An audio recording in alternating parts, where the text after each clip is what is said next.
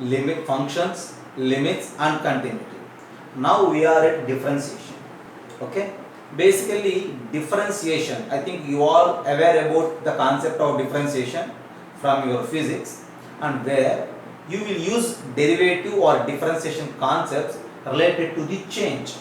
Okay, basically calculus, I already mentioned you in the previous classes, calculus is basically nothing but study of changes, okay, very small changes, study of changes, specifically very small changes. If the change is somewhat markable, then there is no need to use any concept. Easily we will observe and we will identify the change. If the change is a markable change, if the change is in terms of quantity, if it is somewhat a bigger change, then easily we will identify it. No concept is needed, okay? But whereas calculus deals with study of changes, in particularly it deals with very small quantities and small changes. Okay? So I already mentioned you, in this universe, change is the eternal thing. Always change will happen. Sometimes we will observe the change, sometimes we will measure the change, and sometimes we can't. But always the change will happen in this universe. Change is the eternal thing in this universe. So calculus will concentrate on that change. Since calculus is concentrating an eternal concept of the universe, calculus is very important in all aspects. Okay, so calculus basically deals with the study of changes, and in particularly very small changes. Whereas here we are dealing with derivative or differentiation, differentiability, derivable function. See, in particularly here we will deal with change in one quantity. In this particular topic, differentiation, we will deal with change in one quantity with respect to change in other. With respect to change in other. Okay.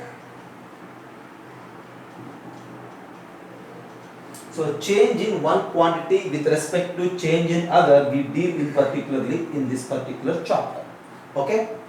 Right. So derivative usually represents the change, and the way of calculating we will follow. Okay.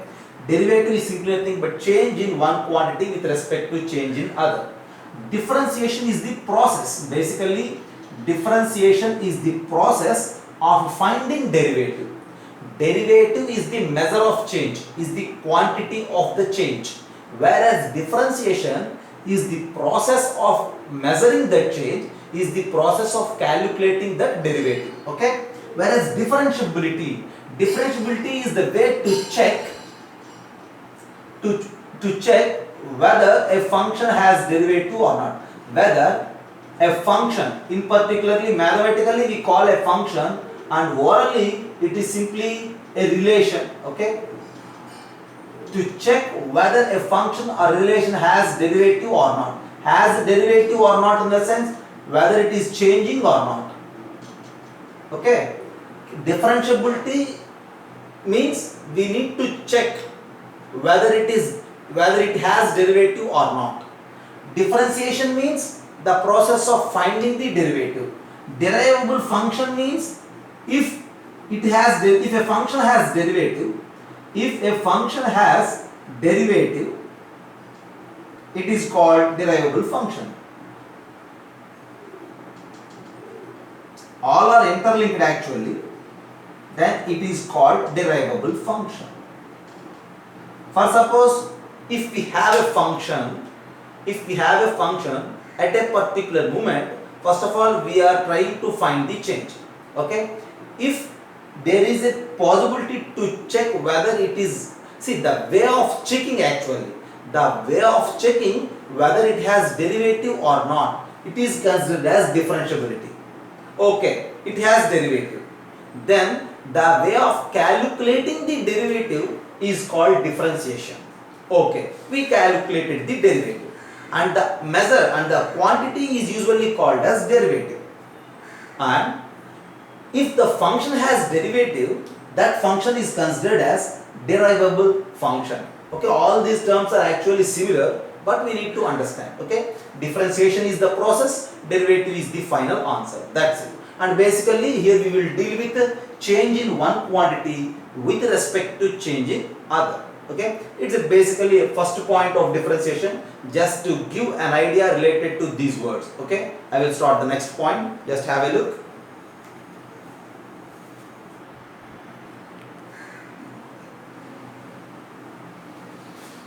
If we have a function y is equals to f of x, this x is usually called as input of the function. Depending on this input, we will get certain output, and that is usually y. Since x is the input, we have an independent chance to give any value in the place of x, and that's why this x is usually called as independent variable. Independent variable. We will change x, okay? And depending on the change in x, we will get certain output y, and so this is called as dependent variable.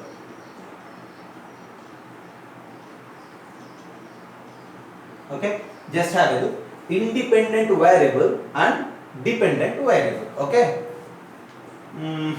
So if you change x, you will get different values in y. Depending on change in y, we will get, see, depending on change in x, we will get change in y. That study of change in y, that study of change in y with respect to change in x is derivative. Is derivative of y with respect to x. That study of change in y with respect to change in x is basically derivative of y with respect to x, and there are certain restrictions about this word derivative of y with respect to x, and one by one I will mention. Okay, you just consider it as bit a. And here usually we will use certain notations. For suppose, delta x. Delta x is a notation used to represent change in x. Delta x is simply what? Change in x. Whereas delta y is what? Change in y. Delta x is change in x and delta y is change in y. Right. So for suppose if you change x value, you will get different y values. Depending on change in x, you will calculate change in y also. Okay. Yeah. And then the next word is relative change in y with respect to x. Relative change in y with respect to x. Relative change in y with respect to x. What is this? Relative change in y with respect to x. Relative change in y with respect to x is simply nothing but change in y for unit change in x. Change in y for unit change in x. You just note all these terms, okay? Delta x is change in y, delta x is change in x, delta y is change in y, and relative change in y with respect to x is simply change in y for unit change in x. Okay, you just observe this. I will mention you some examples now. Okay.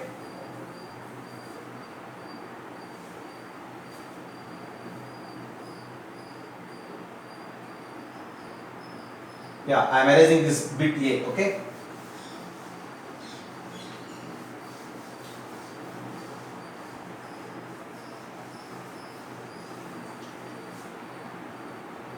Relative change in y, or sometimes we call it as rate of change in y also. Rate of change or relative change is simply nothing but change in y for unit change in x. See, you just consider C. Any example you just consider. Yeah. First suppose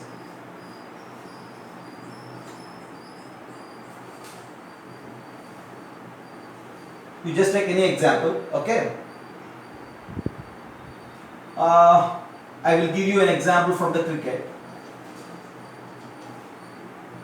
See, depending on the overs and the balls, the scores will change, right? Depending on the overs and the balls, the scores will change. For example, I will consider that delta x is change in overs. or change in balls, you may say, change in overs. See, if overs will change, then automatically score will change, right? So delta y, you just consider it as change in runs. Delta x is change in overs, delta y is change in runs. For suppose, yeah, I will mention here, just have a look, overs and the runs. You just consider at 0th over, you may get almost maybe 0 runs initially, okay? And after 20th over, you may say the runs may be anything, you may just take it as some 100. The overs and the runs. See, then what you say about delta x? Delta x is simply change in overs, which is 20 minus 0, and that is equals to 20. Whereas delta y is change in runs, which is nothing but 100 minus 0, that is 100. So change in overs is 20, change in runs is 100. Now rate of change in y with respect to x, relative change in y with respect to x, okay? That rate of change is simply nothing but change in y for unit change in x. As I mentioned, rate of change or relative change is the change in y for unit change in x. Now rate of change. Rate of change is equals to change in y. What is y? Here y are runs, okay? Change in runs. Change in runs for unit change in x. Unit change in the sense for 1 unit of x. For unit change in x in the sense for 1 unit means here we are taking overs as delta x. So 1 unit means 1 over. So change in runs for 1 over. Change in runs for 1 over is simply nothing but for 20 overs it is 100. Then for 1 over what it is? 100 by 20. And that 100 by 20 is equals to 5. So rate of change in runs for 1 over is 5, and in cricket usually we call it as run rate. Is it right?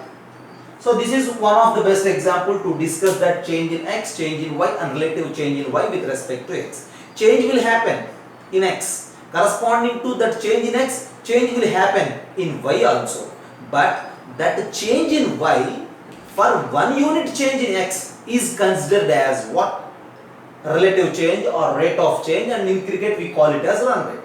Okay, once again I explain for you, have a look. So to discuss about this change, we need 2 variables. One variable is dependent and the other variable is independent, and mathematically we are considering y is equals to f of x is such function, and here x is independent, y is dependent. Just like overs are independent and runs are dependent. See, as the overs change, runs also will change. See, we can't change runs, right? We don't have any chance to change the runs. Just we have a chance to change the overs by bowling, right? So our task is just bowling. Automatically, depending on the number of balls, the runs will change.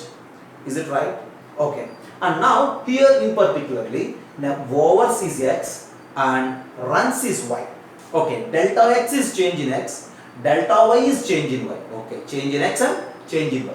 Now, relative change in y with respect to x is simply nothing but change in y for unit change in x, change in dependent variable for unit change in independent variable. Don't memorize anything, okay? Just follow the concept, just follow the theory. You just try to generate your own definitions, your own ideas, okay? Now, just have a look. This is related to the cricket, okay? Runs and overs I am taking. Overs is delta x, runs is delta y. First, suppose at 0th over, the number of runs are 0. You may take. At 20th over, you just consider that the number of runs is 100. Okay? Now, what is the change in overs? Since I am taking that x as overs, change in overs is 20 and change in runs is 100. I know that change in runs is 100 for 20 overs. But what is that change for 1 over? That change for 1 over, 1 unit of quantity, 1 unit of x is considered the rate of change. Here it is run rate. Okay? So, till now just observe it. Have a look. So, next is C. So, basically we discussed about that rate of change in y with respect to change in unit change in x, and we used an example with respect to cricket. Okay, so if you generalize it, what will happen? Okay, again I need this particular concept of run rate. I will recall that, you just note this. Okay, right. So basically this is all an introduction part for the derivatives, and for the derivative we have different definitions, and we note basically three definitions for the derivative: definition 1, definition 2 and definition 3, and I will give you those three definitions in the next class. To develop and to mention those three definitions for you, we need all this theory. Okay, right. So this is basically an introduction and the need related to the derivatives. Okay, and basically here the generalization in the sense, for example, d. So x is a quantity and it is changing from x1 to x2, whereas y is a quantity and it is changing from y1 to y2.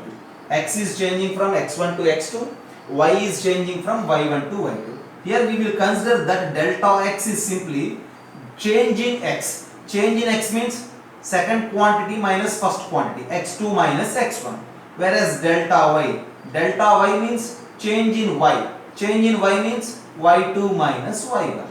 Okay, this delta x or delta y may be positive or may be negative. Positive indicates that increasing in that quantity, whereas negative quantity indicates that decreasing in that quantity. Okay, delta x is change in x, delta y is change in y. Now rate of change, or you may say relative change. Rate of change or relative change in y with respect to x. What it is?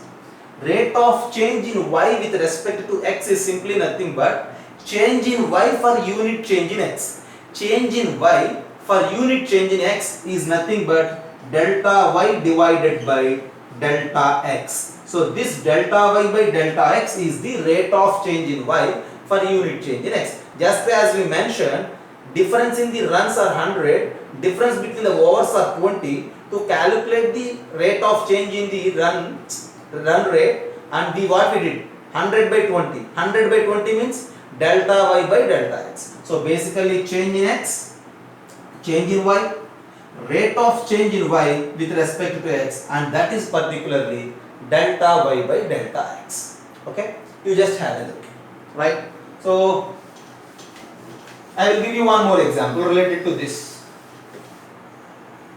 For example, distance, time, that thing. So time, see, time is changing. You may say time is changing from, what I will say, some 10 seconds to 40 seconds. Time is changing from 10 seconds to 40 seconds, and the distance covered in that particular time. You may say distance covered in that particular time. In 10 seconds, the distance covered may be some 70 meters, whereas up to and the next thing, the distance covered is round about some 100 meters.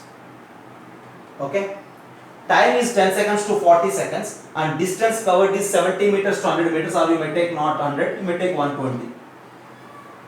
Right, now here time is changing from 10 seconds to 40 seconds. So you need to consider the initial quantity of the time t1 as 10 seconds and the final quantity of the time t2 as 40 seconds, and here delta t represents change in t, and the change in t is simply t2 minus t1, and that is equals to 40 minus 10, which is equals to 30. So this 30 seconds is what? Change in time.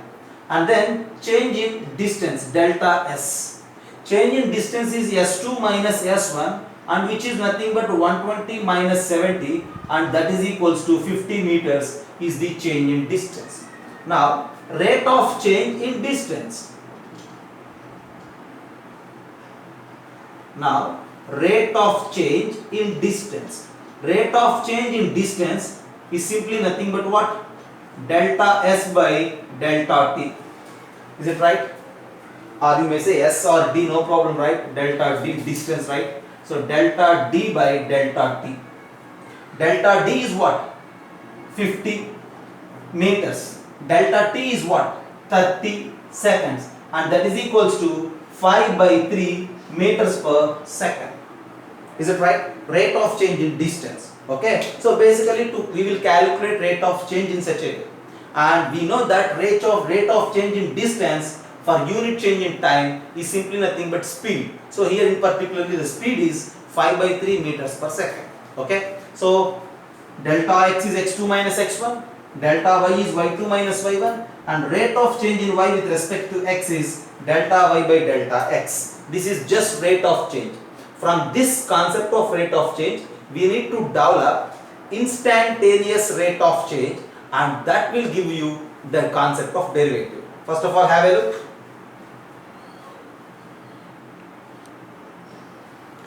So delta x, delta y, rate of change in y with respect to x. Finally, what I am concluding is, okay, as a next bit, rate of change in y with respect to x. Rate of change in y with respect to x, which is nothing but delta y by delta x, also changes. It is also changes. Delta y by delta x is not constant, it is also changes. For you, the best example is the run rate. As I mentioned you in B bit, I mentioned you run rate, right? After 20 overs, the run rate is 5. What about the run rate after 21 overs? Just 1 over is okay, just a gap of 1 over. For sure the run rate will change, is it right? After some 25 overs, the run rate will change. Run rate is the rate of change in y with respect to x. That run rate is not constant. It is also changing from ball to ball, is it right? For every ball, for every change in the ball, see, depending on the number of balls, okay, change in the number of balls, run rate also changes, is it right? So depending on, see, with that as an example, we will conclude that change in rate of change in y with respect to x also changes. That in the sense, this rate of change in y is different at different points. Is different at different points. So and that's why we need to mention that rate of change in y with respect to x at points. Okay, run rate at 20th over, run rate at 22nd over, run rate at 25th over, like that we will mention. In the same way, delta y by delta x at x is equals to some a, delta y by delta x at x is equals to some b, like that we need to mention. And to calculate this rate of change in y with respect to very small change in x is considered as instantaneous rate of change, and that will lead to the concept of derivative, and I will discuss it in the next class. Okay, have a look.